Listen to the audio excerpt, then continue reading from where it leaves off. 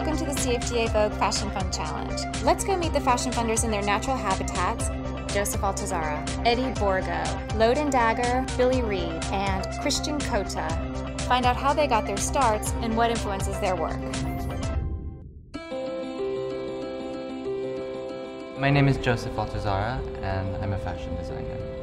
I grew up in Paris, and I was there until I was 18. I don't think I really started thinking about fashion as a career until I came to the US, and I sent my resume into Marc Jacobs.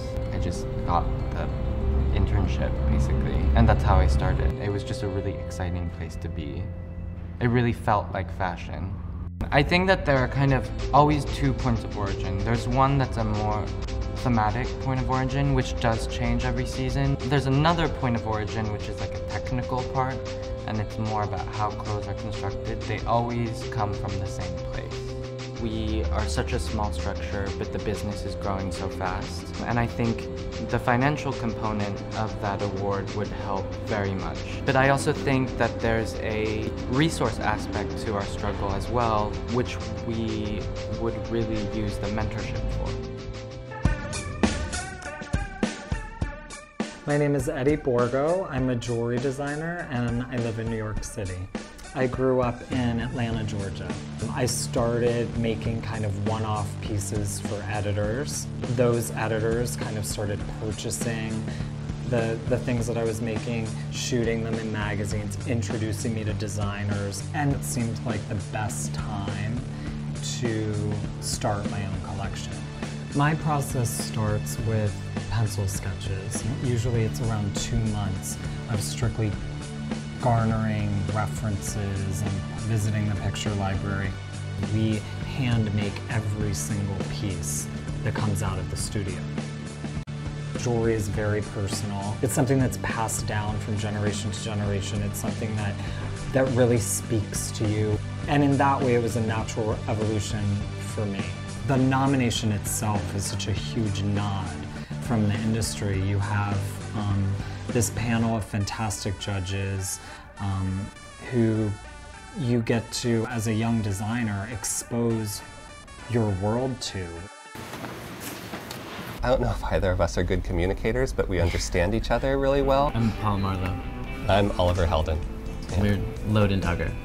Loden Dagger is a combination of all of our last names. If we see something at a gallery or a film or something that inspires us, then we'll like the same references. So it's really easy to work with someone who has that same aesthetic. We start with music, film, art, kind of anything that's inspiring us at the moment, and do tears, put together a board, kind of see if there's a theme, and then fabric starts coming in, and just to see what's going on in the world of fabric and what we're going to be making for the season. If it all ties back to a central idea, they'll see that it's a collection and that there's a string that kind of runs from one to another. I think we're so far stretched doing everything ourselves that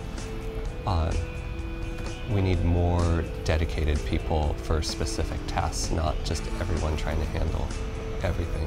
Just being a finalist was our goal, at least for me. And then of course, once we got that, then you can't stop there. Okay, what was I saying? My name is Billy Reed, clothing designer for men's, women's accessories. Well, I grew up in a small town in South Louisiana called Amite. I live in Florence, Alabama.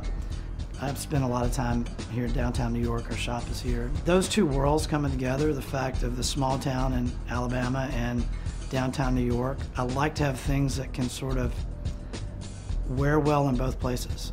I really try to approach it from one piece at a time and not really work within like, hey, it has to be about this particular theme. We kind of let the theme come together sort of afterwards once all of those pieces are made, because there's so many influences coming from whether it's a photograph or an old man walking down the street that has his pants up, 3 inches above his navel, that you just love the way that look. The idea comes in, we'll sketch it out and we'll grab our fabric swatches that we're thinking might be perfect for that piece. It's a lot of trial and error. So we'll make the first sample. It may come back and, you know, the pants up here. It's like, okay, well no one's going to buy that. So we, you know, go back and correct it until we get to, you know, what's on the racks here. The neatest thing really is just to meet the panel and all the rest of the designers. I mean, those are, you know, things I would never expected to have an opportunity to do. My name is Christian Cota, and I'm a fashion designer here in New York City.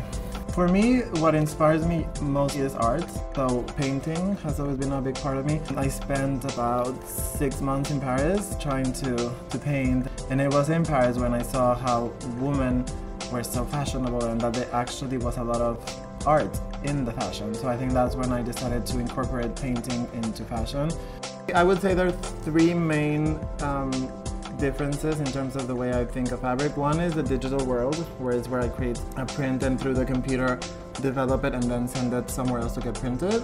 And then the other process would be getting a fabric that already exists and then painting over it. And then the third one would be the handprints, which is where I just take basic fabrics and then do a really interesting original print.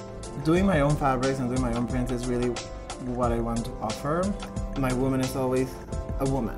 I don't think she wants to be androgynous or she wants to be boyish. I think at the end of the day, my woman always wants to feel beautiful and express her femininity through the fabrics and through the textures.